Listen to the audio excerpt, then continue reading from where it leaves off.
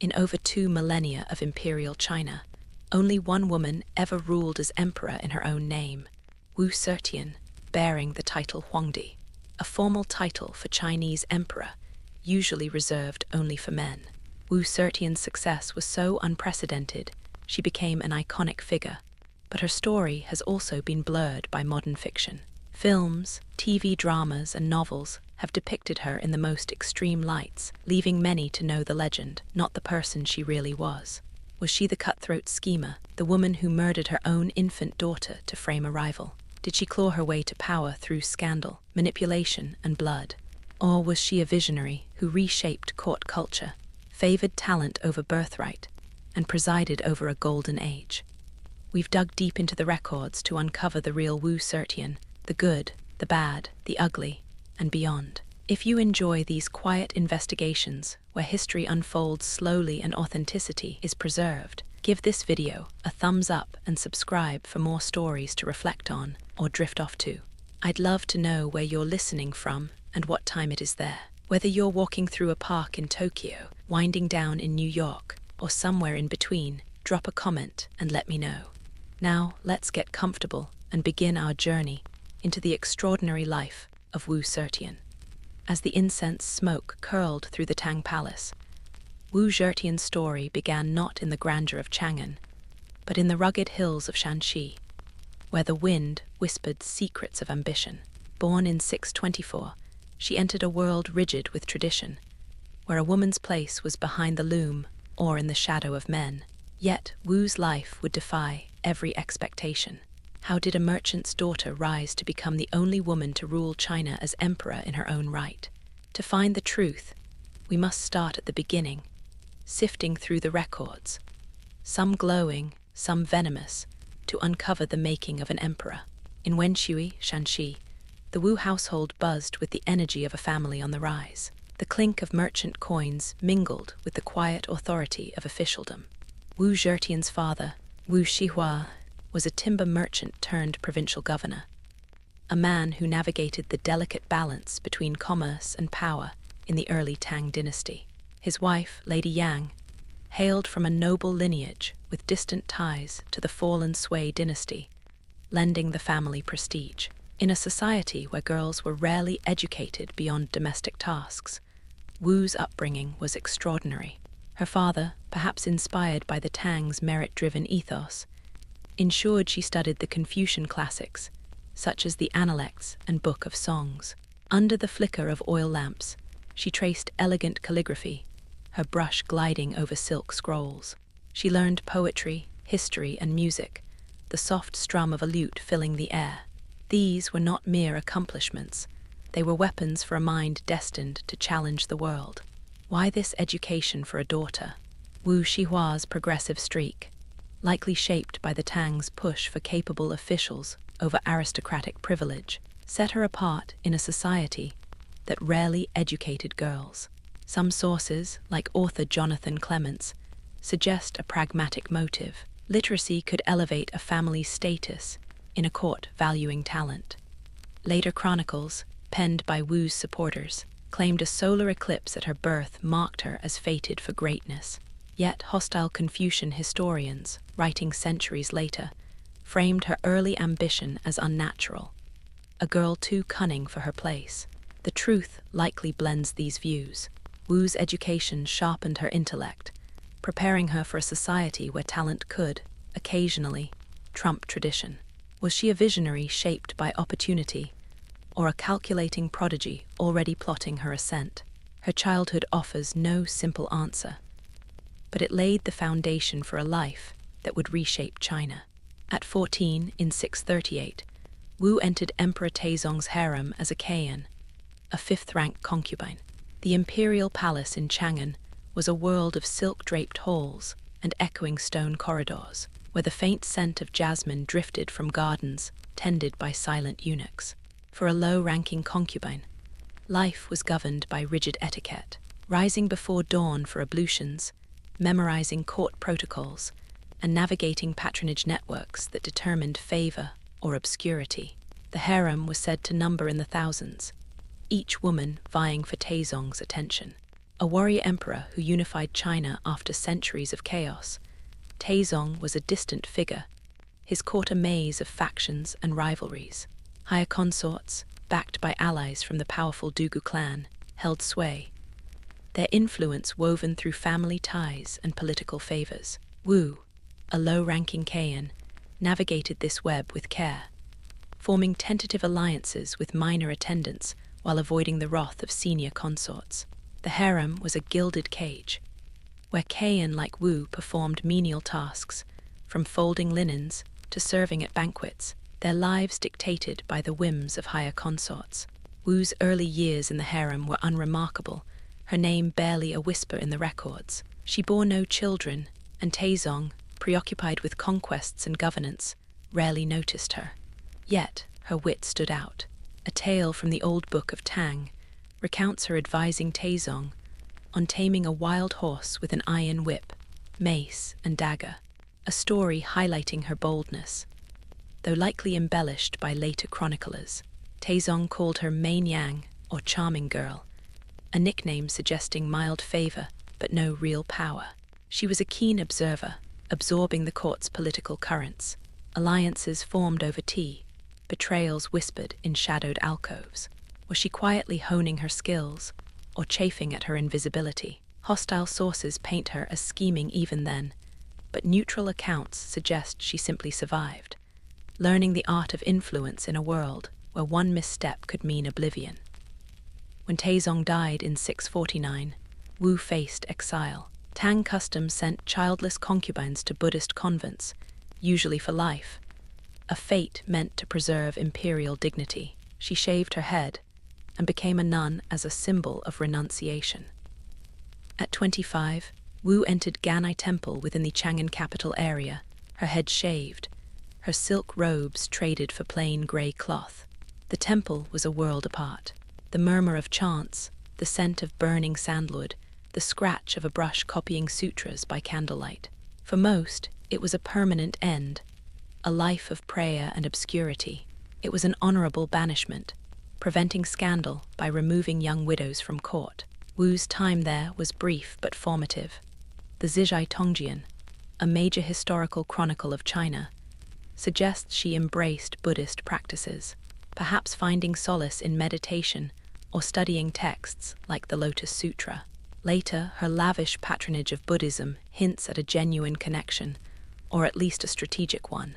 Yet, the competing narrative persists. Was she a devout penitent, or an ambitious woman plotting her return? Her brief exile suggests the latter, her mind never far from the palace. Her recall defied all tradition.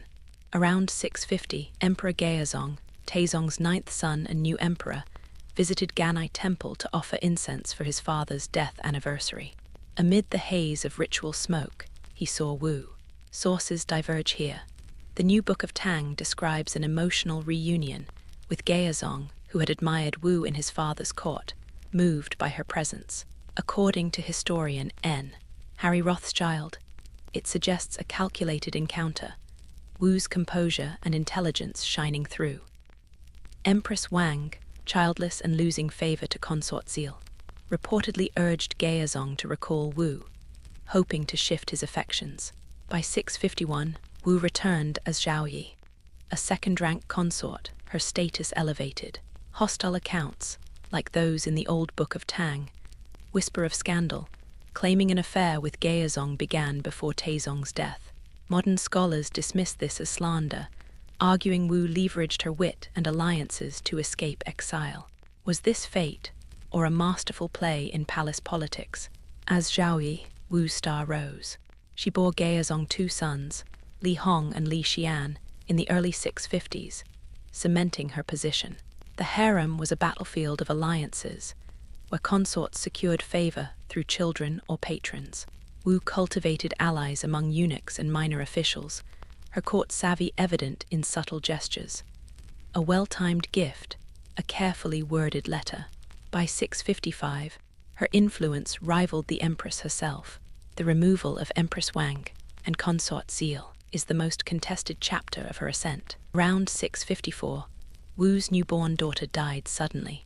The old book of Tang accuses Wu of strangling the child to frame Wang, who had visited the infant. Wang and Zhou, already accused of witchcraft to curse Gaozong's health, were deposed. Wu became empress on November 16, 655, her authority formalized. But the infanticide story is murky. Infant mortality was rampant in the 7th century.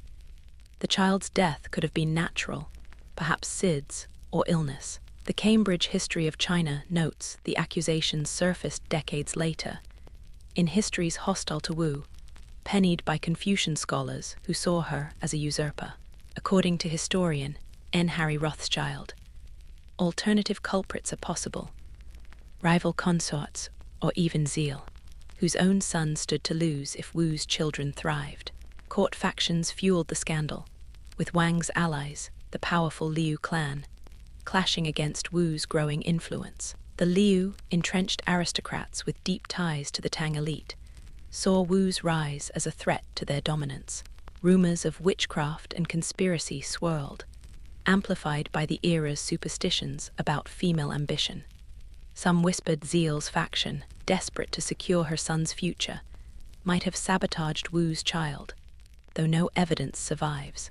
The Zizhi Tongjian records Wang and Zeal's punishment as brutal: imprisonment, flogging, and execution by strangulation, though tales of mutilation, hands and feet severed, bodies steeped in wine, are likely fabricated, a trope to vilify women in power. Wu's role remains uncertain. Did she orchestrate a ruthless plot or exploit a tragedy to outmaneuver rivals? The truth is lost to history, but her victory was undeniable. As empress, Wu reshaped the court. She oversaw palace management, issued edicts, and deftly influenced appointments, favoring loyalists over entrenched aristocrats. Her choices, from selecting trusted eunuchs to elevating minor officials, began to shift the court's power toward those loyal to her vision. Her intelligence shone in her influence over palace appointments, favoring loyalists to challenge entrenched aristocratic clans, reshaping the court's power. With her place as empress secured, Wu Zetian stood poised at the edge of greater power, her shadow lengthening over the Tang dynasty. As Wu Zetian stood as empress, her shadow stretched beyond the silken halls of Chang'an, where the clatter of jade ornaments mingled with whispers of power. No longer a concubine navigating a gilded cage, she was now a force at the heart of the Tang dynasty. Yet her story was far from its zenith. How did a merchant's daughter, now empress, wield influence behind the throne, shaping an empire while bound by the title of consort? We now unravel the years of her co-rule, where ambition met opportunity, and the competing portraits of Wu, visionary architect of a golden age or ruthless manipulator, grew sharper. Around 660, Emperor Gaozong's health faltered. A stroke, or perhaps a series of ailments described in the New Book of Tang as dizziness, blurred vision, and weakness, left him frail. The court, a sprawling web of officials, aristocrats, and eunuchs, buzzed with uncertainty, their murmurs echoing through corridors lined with lacquered screens. Into this void stepped Wu Zetian. She began attending imperial councils, her presence initially subtle, seated behind a pearl-stitched curtain as custom demanded for women. Soon, her voice carried weight, issuing edicts alongside, or even for Gaozong. Her role became a de facto co-regency, a partnership unprecedented for an empress consort, guiding the empire alongside Gaozong. She reviewed memorials, advised on appointments, and shaped policy, her brush gliding over silk scrolls with authority. Was she a stabilizing force, guiding a weakened emperor to preserve the empire's glory? Or did she seize the moment to carve her own power? Neutral accounts praise her competence, her sharp mind steadying a faltering court. Hostile ones, like the old Book of Tang, whisper of ambition overstepping propriety, a woman daring to occupy a man's role in a Confucian world. Her influence reshaped domestic governance, challenging the entrenched aristocratic order. Wu promoted merit-based recruitment, encouraging scholars from modest backgrounds, even from distant provinces, to rise through the court. This diluted the power of elite clans, like the Li and Wei, who had long monopolized court positions through birthright. Her rotation of provincial governors prevented local dynasties from forming, ensuring loyalty to the throne and strengthening central authority. She strengthened the censorate, a body of inspectors tasked with rooting out corruption, their reports arriving in neat stacks for her scrutiny. These officials, often drawn from non-aristocratic ranks, scoured the empire for mismanagement, their findings shaping her edicts.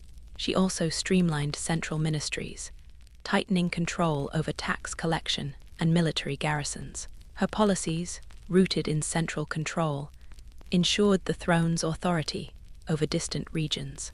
These reforms suggest a visionary leader, building a bureaucracy that rewarded talent over lineage, laying the foundation for the prosperity later hailed as a golden age.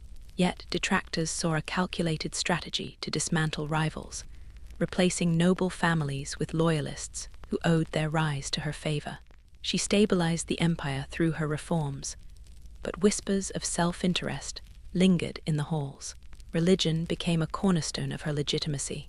Wu's patronage of Buddhism was lavish, surpassing any predecessor.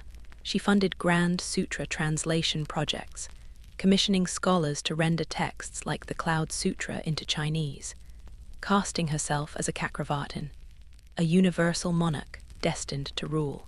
Temples rose across Chang'an, their bronze bells ringing through morning mists, their roofs gleaming under the sun. Stone stelae, etched with her praises, stood as monuments to her divine mandate, proclaiming her a protector of the Dharma. According to historian N. Harry Rothschild, this was no mere piety. Wu used Buddhist cosmology to frame her authority as heaven-ordained, countering Confucian critics who decried a woman's influence. She balanced this with gestures to Taoism, sponsoring priests to appease traditionalists, though Buddhism remained her focus. Her patronage built on the legacy of monks like Xuanzang, whose earlier translations had elevated Tang prestige. Was this a cynical ploy to cloak ambition in divine garb, or a genuine embrace of faith? Her later policies suggest both. A ruler who believed in her destiny, yet wielded it with precision to silence doubters, her name carved into sacred stone as proof. Court culture flourished under her deft touch. Wu rewarded literary talent, hosting salons where poets and scholars gathered, their verses drifting through halls scented with ink and polished wood. She curated rituals that reinforced her hierarchy, from lavish banquets to ceremonies where officials knelt before her and Gaozong. The soft clink of wine cups mingled with the rustle of silk robes as she presided over these displays. She elevated a select few women to advisory roles, a rare move in a male-dominated court, though their influence was carefully circumscribed. Trusted palace women handled minor duties, their presence a subtle challenge to tradition. This defied Confucian norms, sparking whispers of impropriety, yet showcased her power to reshape court dynamics. Wu fostered a vibrant intellectual scene, where calligraphy and poetry rivaled military prowess as marks of prestige, shaping a cultured court. This cultural splendor paints her as a patron of a golden age, a ruler who wove art into power. Yet critics argued these salons were a stage for control, a glittering veneer to secure loyalty rather than inspire creativity. Her court, alive with words and ritual, was both a beacon of culture and a fortress of her will. Security was a darker pillar of her power. Wu employed a network of cruel officials, as the old book of Tang calls them, to monitor the elite.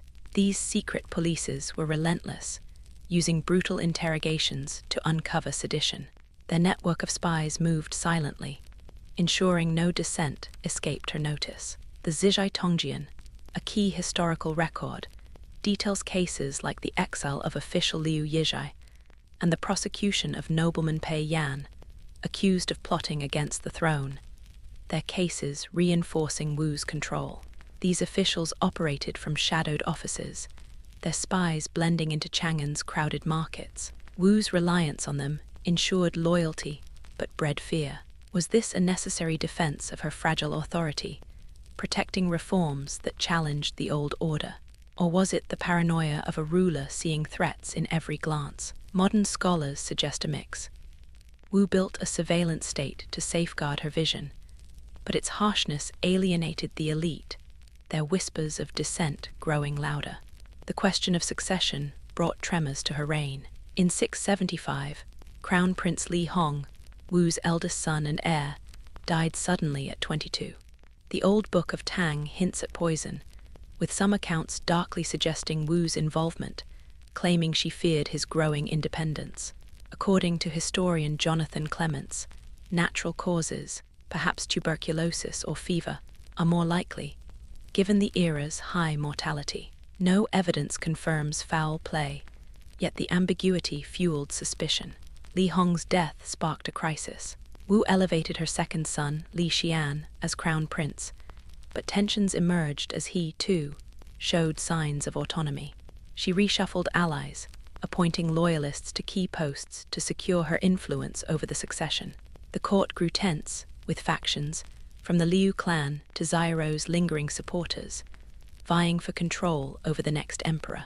The new book of Tang notes Wu's deft navigation, but hostile sources paint her as ruthless, willing to sacrifice even her son to preserve power. Was she a mother safeguarding her dynasty, or a ruler whose ambition eclipsed family? The uncertainty deepens the competing narratives, her actions both strategic and shadowed.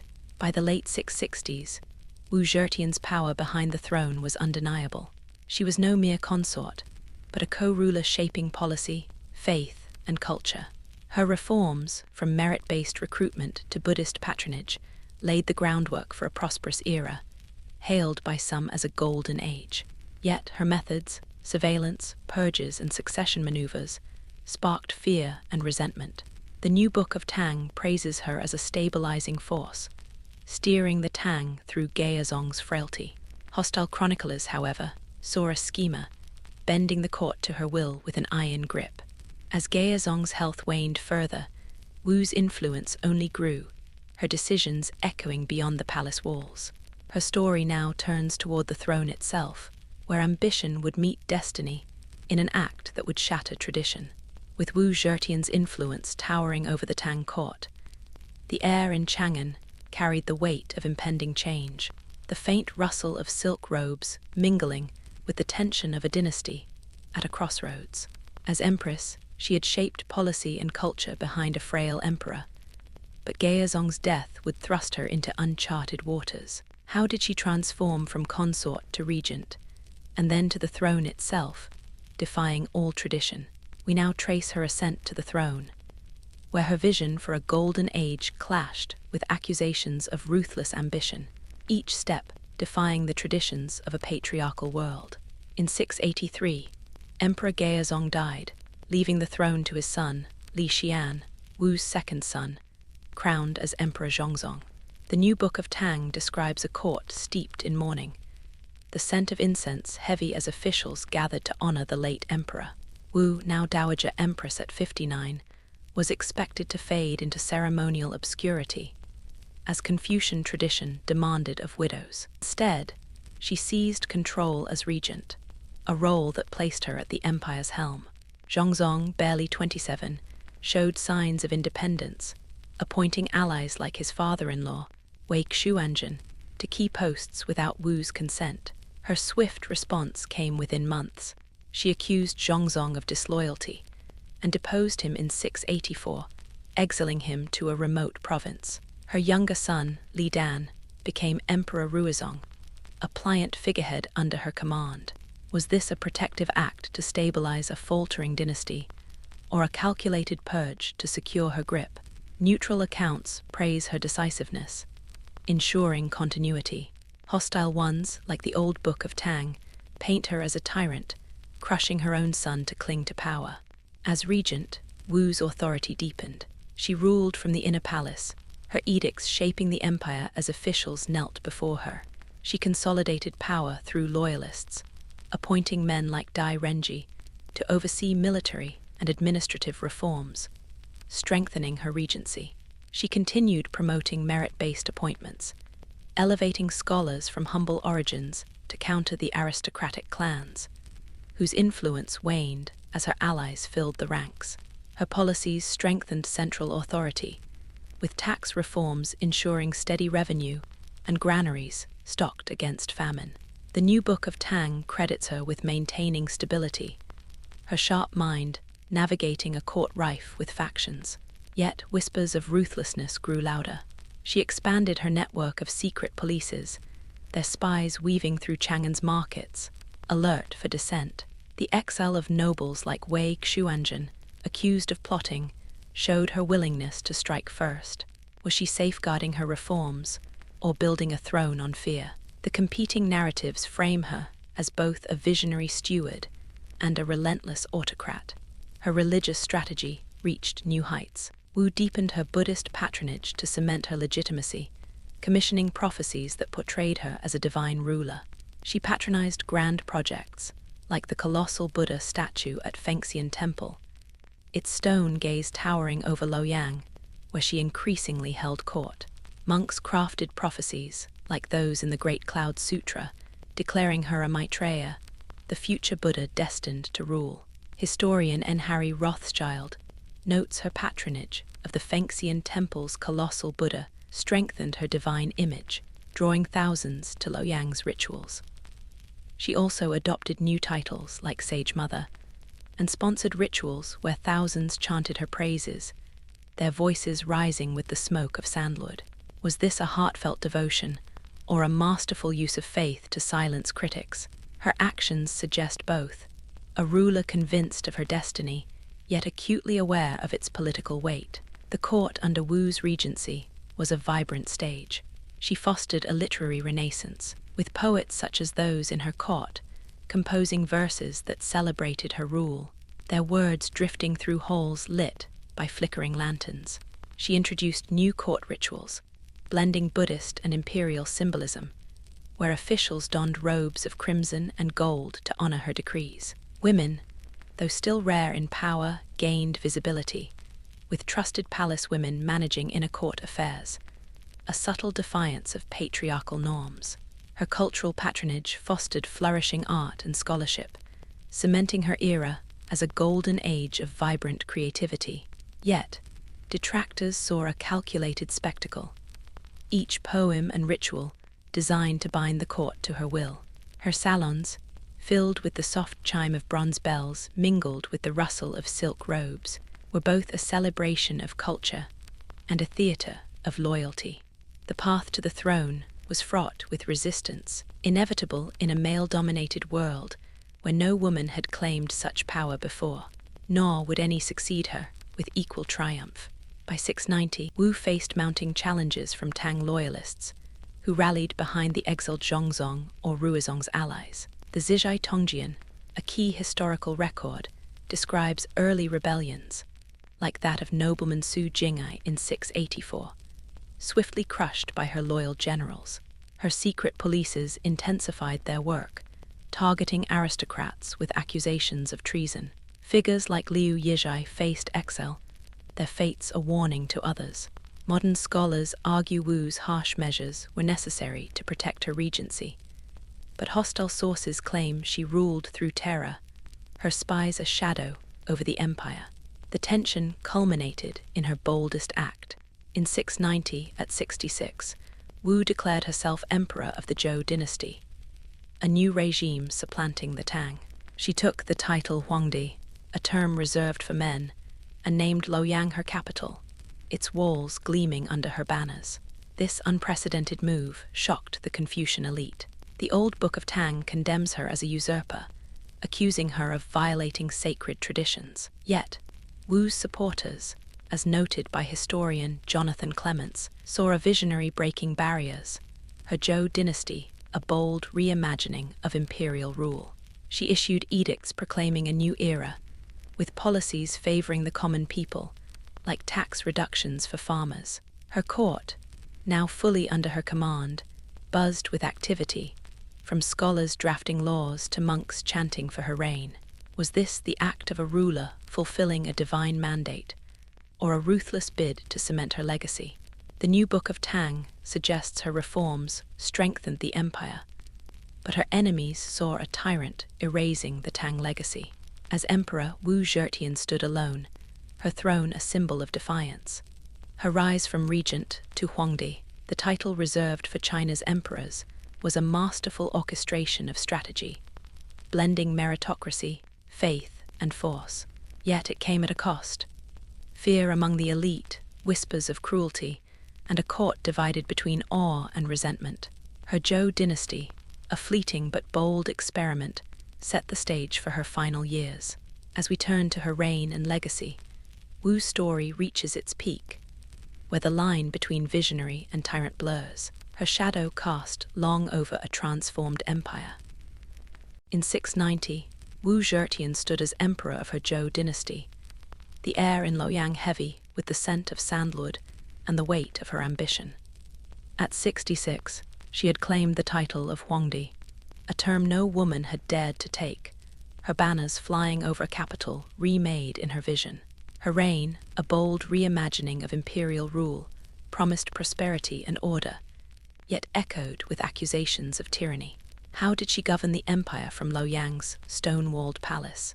We now explore the height of her Zhou dynasty, where her vision for a golden age met resistance in a world unaccustomed to a woman's rule. Her every edict a balance of reform and control. Wu's administration was a fortress of centralized power.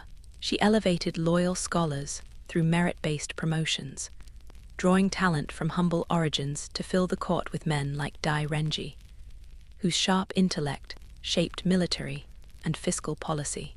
Traveling inspectors, known as circuit commissioners, roamed the provinces, their reports ensuring governors adhered to her decrees. She tightened the balance between the chancellery, which drafted policy, and the secretariat, which executed it, creating a streamlined court where her will was paramount. Frequent audits of local treasuries curbed corruption, with officials facing exile for discrepancies. These measures strengthened the throne's grip, ensuring loyalty across the empire's vast reaches. Yet hostile voices in the old book of Tang called her control obsessive, accusing her of stifling regional autonomy. Her centralized rule unified a fragmented empire, yet critics argued she clutched power too tightly. Her system suggests a leader determined to unify, but her critics saw a court bound by her gaze.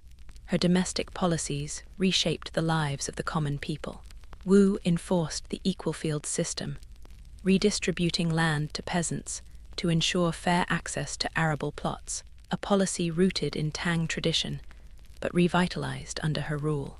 She adjusted tax and household registrations, sending officials to villages to update records, ensuring equitable levies.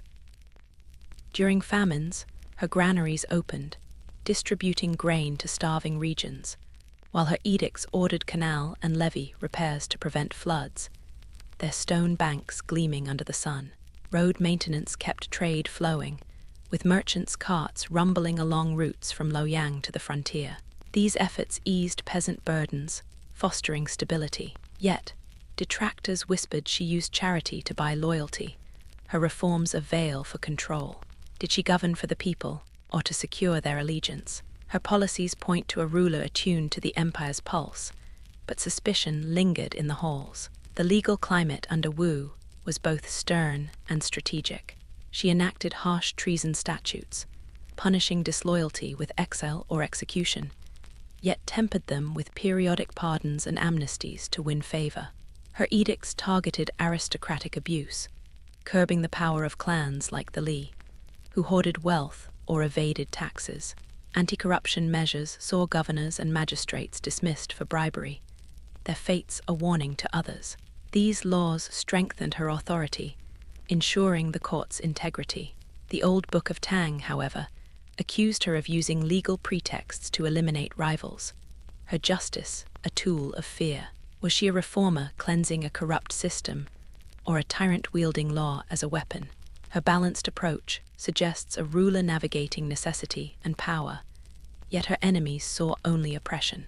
The economy and society flourished under her reforms. Wu granted select remissions of corvée labor during crises like floods, sparing peasants from state projects and earning their gratitude. She encouraged upward mobility through imperial examinations, allowing sons of merchants or farmers to rise as officials, a move that weakened aristocratic dominance. Her attention to frontier settlements bolstered border defenses, with new villages supported by tax breaks and grain supplies. Markets thrived, their stalls brimming with silk and spices, while her policies stabilized rural life. Critics in hostile chronicles claimed her reforms favored appearances over substance, a ploy to mask her ambition. Was she building a society of opportunity or staging prosperity for her legacy? The empire's vitality suggests a ruler invested in growth, but her motives remained a point of debate. Court literature flourished, with scholars crafting histories that praised her reign, their words preserved in silk-bound tomes. According to historian N. Harry Rothschild, her use of auspicious omens, like reports of phoenix sightings, was a calculated move to frame her rule as heaven-ordained, countering Confucian resistance. Was this devotion to faith, or a strategic play for legitimacy? Her patronage suggests a ruler blending belief with politics, her temples both sacred and symbolic. Foreign relations demanded her deft hand. On the Korean peninsula, Wu managed post-conquest diplomacy with Silla, securing tribute through careful negotiations while navigating tensions over regional dominance. In the West, she alternated campaigns and diplomacy with the Tibetan Empire, sending generals to secure trade routes along the Silk Road. Her alliances with Turkic and Khitan groups stabilized the northern steppe, though clashes persisted when nomads raided borders. In Central Asia, she maintained Tang protectorates where possible, like in the Tarim Basin, but ordered pragmatic withdrawals from distant outposts when costs outweighed gains. These efforts preserved the empire's reach, balancing strength with economy. Yet, hostile accounts claimed her foreign policy was erratic, driven by pride rather than strategy. Did she safeguard China's borders or stretch her resources thin? Her diplomacy suggests a ruler adept at balancing power, but her critics saw overreach. Her court culture was a vibrant reflection of her vision. She elevated scholars like Dai Renji, whose counsel shaped her policies, and poets whose verses sang of her divine mandate, their words drifting through halls lit by bronze lanterns. Ceremonial innovations, like grand processions with Buddhist relics, projected her legitimacy, while reports of auspicious omens, like twin lotuses blooming in Luoyang's gardens, reinforced her rightful rule. According to Jonathan Clements, these symbols were crafted to silence doubters, blending spectacle with authority. Sources suggest women, though rare in power, served as scribes under Wu, their presence a subtle defiance of tradition. By now, the harem she had cultivated for years had become a secluded enclave within Luoyang's palace, with figures like the Zhang brothers, Yizhi and Chang'an, at its heart. These charming poets managed palace events and advised on minor policies, their quarters alive with music and scrolls. A world unto itself, the harem blended loyalty with leisure, but its influence angered ministers, who saw it as a breach of tradition. Was her court a cradle of culture, or a stage for propaganda? The vibrancy of her reign suggests a patron of art, but her enemies saw manipulation in every ritual. Wu Zetian's Zhou dynasty stood as a testament to her vision, its prosperity and order a marvel in a patriarchal world. Her reforms, from land distribution to frontier diplomacy, strengthened an empire, yet her methods, harsh laws and omens, fueled whispers of tyranny, shaping a reign both bold and contested.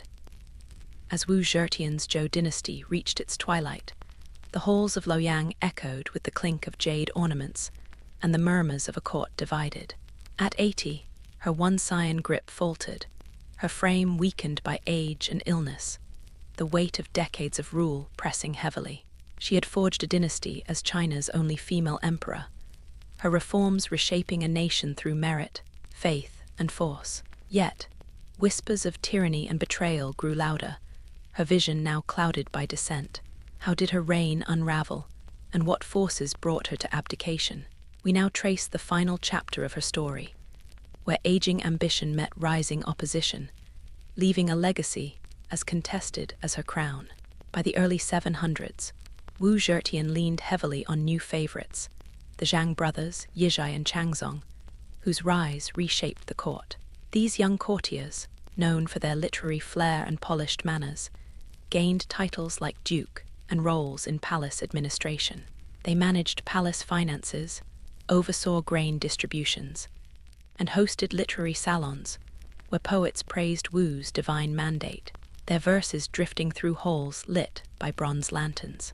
Their influence, however, alienated senior officials like Wei Yuanzhong, a veteran minister, and military commanders who bristled at their lack of experience. The Zizhi Tongjian, a major historical chronicle of China, notes their sway over Wu, who granted them lavish estates and access to her inner councils.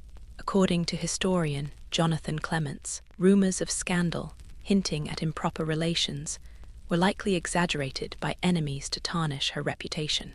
Her reliance on the Zhangs painted her as vulnerable, a ruler swayed by youth over wisdom. Was she mentoring talent to sustain her dynasty, or losing her grip to flattery? The brothers' prominence deepened court tensions as officials whispered of a throne adrift. Factionalism hardened, splitting the court between Wu's loyalists and Tang restorationists. Her clan, led by nephew Wu Sanxi, rallied to preserve the Zhou dynasty, securing provincial governorships and alliances in regions like Shanxi to bolster their power.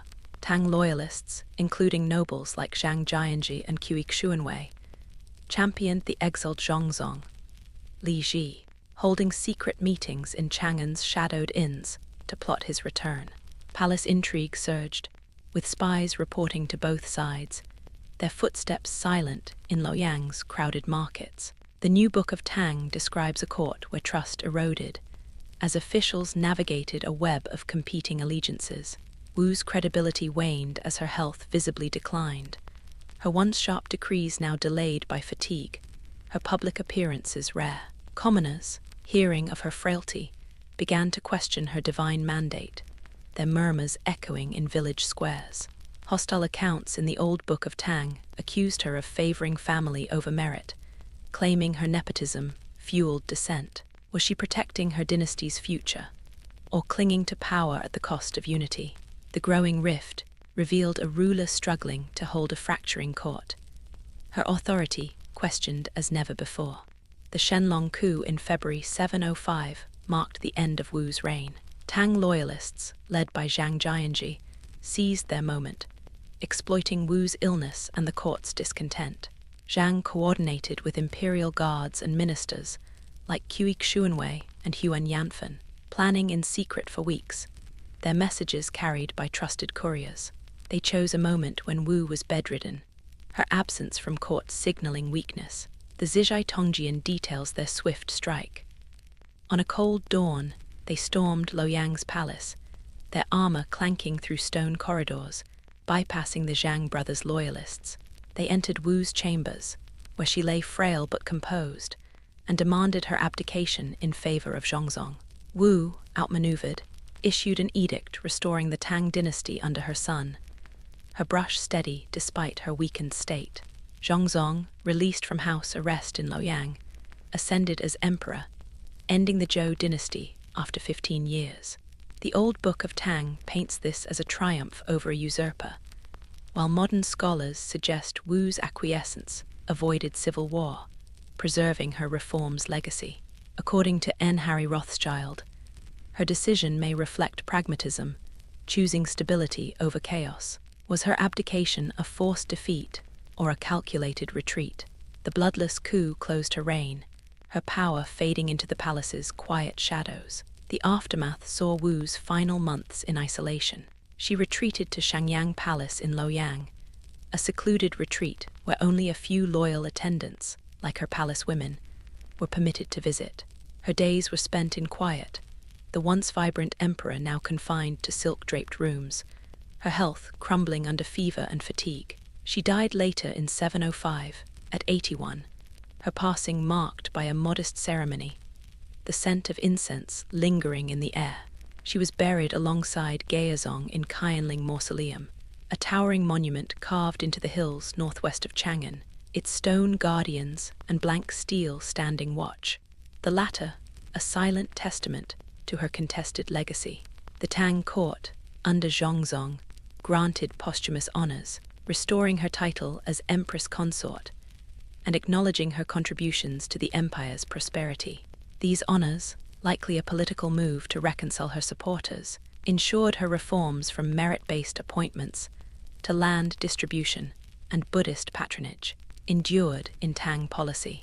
The new Book of Tang praises her stabilizing governance, while hostile chroniclers branded her a tyrant whose ambition overreached. Modern scholars see a ruler whose vision reshaped China, her flaws inseparable from her triumphs.